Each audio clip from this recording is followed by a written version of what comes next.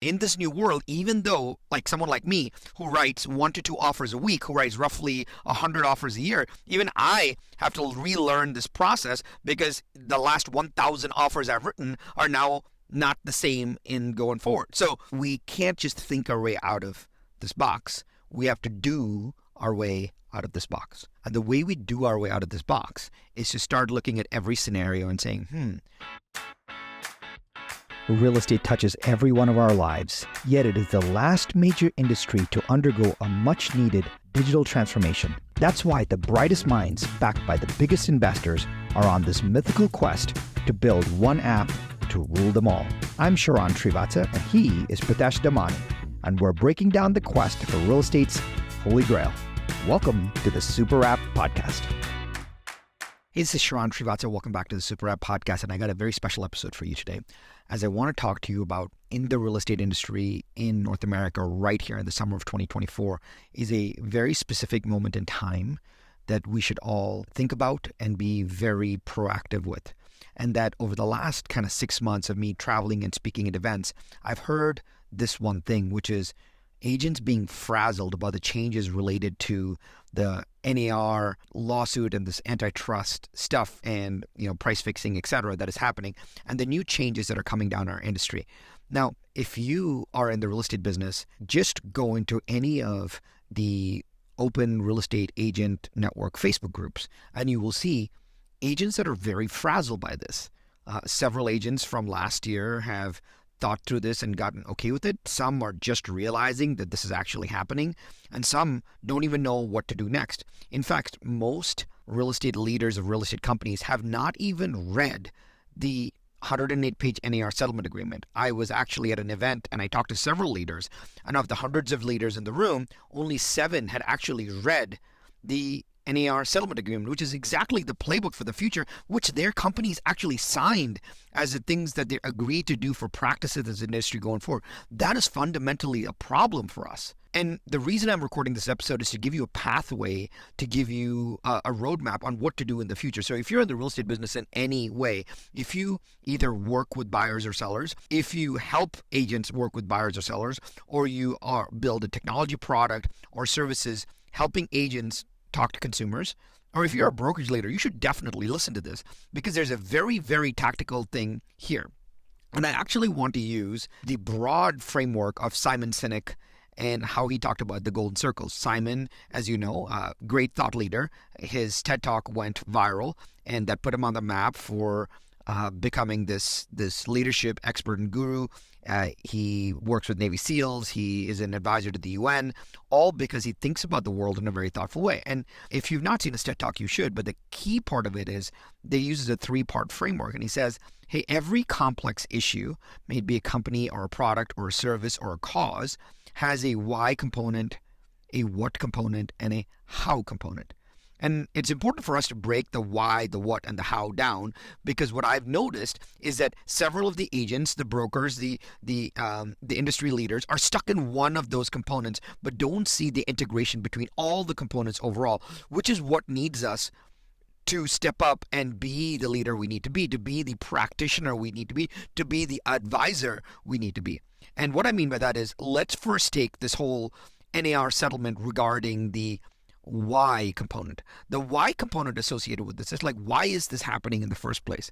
And every single agent that I talk to these days, I ask them the question, hey, Mr. Agent, do you have any idea why we are in this NAR settlement antitrust lawsuit situation? And I have been asking that question for the last 11 months. And I just want to see how agents answer that question. If we can't answer the why are we in this situation in the first place, then we don't understand the what and the how. Us being able to understand the why is really, really important. Why do they call this horizontal price fixing? Why? Why are we one of the only countries in the world where the seller used to actually kind of pay buyer's commission as part of the transaction's infrastructure? Why? Why was it that way, right? And why have buyer's agents always said that my services are free? Why? There's a construct to it, and we have to understand that. Actually, most real estate agents can't even explain the economics process of how commission disbursement happens in a transaction. Did you know that in a study that was done with 3,000 recent home buyers, 3,000, 97% of them actually said that they couldn't draw out or explain to you how all the economics worked. That's crazy when 97% of buyers cannot actually draw out how everything got paid. And it's in a lot of ways, I take responsibility. We should take responsibility as an industry for not doing a better job of communicating that. So the question is, we should ask ourselves why? Why is this happening in the first place, right? And so in a very conceptual world, we also have to understand that one of the main reasons for this is that in every other industry, when there's a fiduciary-based representation, the person that is being represented pays for the professional fee. So if I hire an attorney, I'm an obligation to pay my attorney unless the attorney says, hey, I'm going to do this on a contingency basis and take it out of the net proceeds. That's different.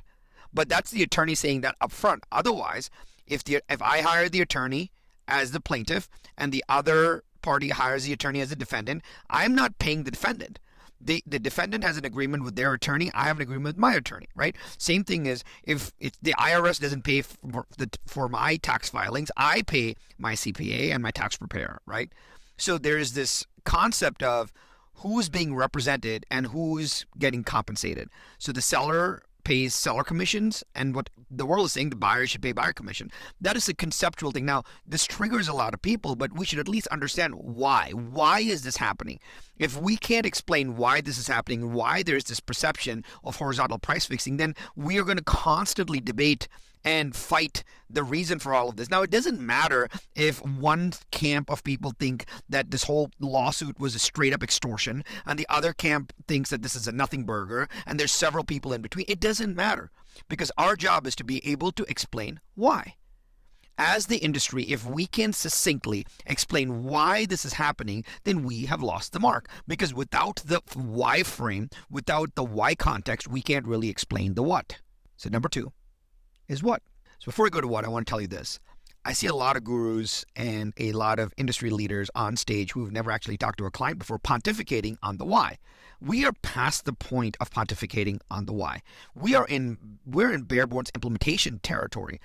But we can't think our way out of this box. That's what I'm trying to say. My entire purpose of this episode is for me to explain that we can't think our way out of this box. Why is a thinking problem, right? We can't just be like, oh, now that we understand why, we understand everything. We don't. We got to actually we can't think our way out of this box. We need thinking context. But that brings us to the what. What is changing? Most people don't understand what is changing. And if you understand the why, the what makes sense, the what feels natural, the what has a good next step. So what is changing? Is there a change on how the decoupling of compensation happens? Is there a requirement to have a buyer sign a buyer representation agreement every time?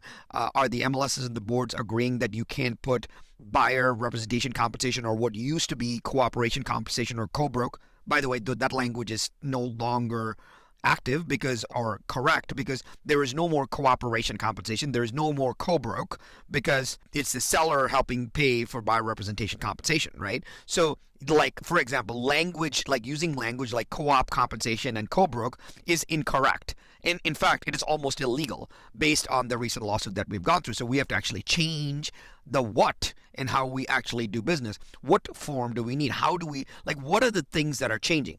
And so now you see MLS is coming up with the things like, oh, you can just stuff buyer representation compensation in the seller concessions field. Well, that is interesting because that was not the terms of the original settlement agreement, right? It actually said you cannot even show buyer representation compensation in any form of the MLS because we agreed to preventing steering from based on how much compensation was offered. So that was another what. So our job is to figure out what has changed. What are the many things that have changed? By the way, if you've not seen my video breaking down the NAR Settlement Agreement on YouTube, you're welcome to do that. I actually break down exactly all the pieces of this puzzle. I show you the key parts of the settlement agreement and what things are changing and why. But that happened 3 days after the original lawsuit came out. So on early March. But it's still worth for you understanding that. But the what is really important. If we can't make a list of all the what changes that are happening, hey, sellers are not required to offer buyer compensation. Buyers are going to have to sign buyer representation agreements. You can't show homes without a buyer representation agreement. Zillow has come out with a touring agreement, which is some document that allows you to show preliminary homes before you actually sign an actual buyer representation agreement. Great. You can't put the buyer representation compensation inside of the MLS. But if the MLS is not part of NAR, maybe you can. Like, you just need to know the what's associated with all of this. There is no judgment as to whether you like or you don't like the what. That's irrelevant. We are in the practice of real estate. We're licensed. Like, it doesn't matter whether you or I like a certain rule. It is what it is. And the faster we can adapt to it, the better. I'm seeing a lot of people don't understand the why, and so they complain and whine on these Facebook groups and to their brokers and managers. I see a lot of people completely don't understand the what, so they're like, oh yeah, nothing will happen. I'm just going to keep doing it my way. I actually have agents that are telling me, oh, I already get buyer broker agreements signed in my state. I'm just going to continue doing it my way. That is actually incorrect. Let me tell you why. Just because you've done it so far doesn't mean there's no change right now. The biggest change is you can do it the same exact way, but you have a different consumer. The different consumer is seeing different headlines. The different consumer is thinking that now they have to come out of pocket to actually pay by representation fees, which in fact is not entirely true. We all know that as a listing agent, we actually recommend to the seller that they should offer buyer representation compensation. Every 100% of listing agents that I've talked to have said yes. Now, if there is a super hot property in a market, like that may be a little different, I don't know, but that's reflected in market stats anyway. So people don't understand the what. And understanding the what is really important. We need to be able to say, hey, I know that these are the 12 things that are changing. That is the what. So when you understand the why, and then you understand the what, then you know that you can't just think your way out of this paper bag. Then you know that you can think your way out of this tough spot. Then you know that there's so much more to it than just thinking our way out of all this. And that is the last part of the framework, which is the how. The how is where all of us are stuck. The how is where all of us are like unsure, right? Because I want to give you some guidance and some grace here. The how is a learning process right now. It's a learning algorithm because each of the states and jurisdictions have until August 17th of 2024 to implement the associated workflow and form changes to be in compliance with this overall settlement agreement. Now, the crazy part about this is no different than COVID. Right? During COVID, almost every state had new forms and new workflows and new practices and new ways of educating the consumer and working through the process. This is exactly what this is. But this actually changes it at a fundamental level because it kind of sort of, creates a new level of transparency to how we get paid. And it forces the person on the buyer representation side, as in the buyer's agent, to articulate value on what they're actually going to do to earn that commission. Right? The listing agent says, I'm going to do these 27 things to bring your home to market and do blah, blah, blah. And that is why I get paid X. The buyer agent needs to be able to say the same thing. So there's this broad word, which is have to show value. But the average buyer agent does not know how to show value other than saying, I'm going to open a bunch of doors for you. That is the thing that needs to change. So what is the how in all of this? The how has three big parts. Number one, understanding and accepting the mindset around the fact that the way we actually do real estate in a mechanical way is going to change, and it's okay because it's going to change for everybody. The second is we're going to have to learn new forms and workflows to be in compliance with the overall kind of settlement agreement. So we need to understand the new addenda. We need to understand the new forms. Whether the form is good or the form is bad, we still need to be able to actually break it down and think about it. We need to know which form to use where. We need to know which situation uses which form. We need to say, oh, if a potential buyer calls me from a signed call, do I actually make them sign an agreement, or can I actually show them agreement and then actually sign the agreement and include the agreement with the offer? If I include the agreement with the offer, what does the agreement have to actually include? Is my offer taken more seriously with a buyer broker agreement or without an agreement? Can I show a house with an agreement or without an agreement? We have to figure out the if-then scenarios on the various things that need to happen right now, right? So number one, the mindset around the fact that things are going to change. Number two, we need to know exactly what to do in each scenario. And number three, we have to have so much warmth and understanding of it that we need to be able to explain that to our clients. Hey, Mr. and Mrs. Client, when we actually write an offer on this home, we're going to do this. If there's multiple offers, we're going to get something called a multiple counter. And the reason that we do it that way is because of XYZ reason. Let me walk you through it. We need to be able to explain to the client exactly what we're doing. And in this new world, even though like someone like me who writes 1 to 2 offers a week, who writes roughly 100 offers a year, even I have to relearn this process because the last 1,000 offers I've written are now not the same in going forward. So we can't just think our way out of this box. We have to do our way out of this box. And the way we do our way out of this box is to start looking at every scenario and saying, when I get a sign call, what do I do? When I'm with a client at an open house, exactly what do I do? When I'm with a potential buyer and they want to write an offer, what do I do? When I'm with a buyer that I've actually not met and I just got a relocation referral or agent-to-agent referral, what exactly do I do? Do I actually get them to sign an agreement before they talk to me, or do I sign an agreement after they talk to me? What do I say in the conversation? How do I let them out of the contract? Do I tell them that if the seller is not paying by representation compensation, then they owe me the compensation, but if they still want the house, what do I do? Right? So there are going to be a lot of these scenarios, and we can't just think our way out of this box. We have to do our way out of this box. And what do I mean by do our way out of this box? I mean, we have to role play it with ourselves, with our friends, with our mastermind groups, etc. Because next time you talk to an agent in your marketplace, in your office, etc., you should be asking, hey, so in this situation on an open house, how are you planning on handling it in the future? You ask your manager, hey, let's assume I have an investor that I want to show a home to. Like, do I actually sign the buyer-broker agreement before I actually show them the house? What do I do? Right? And you're going to get various notations and thoughts around this. And it's up to us to figure out what is within the bounds of the law. Now, I would ask this.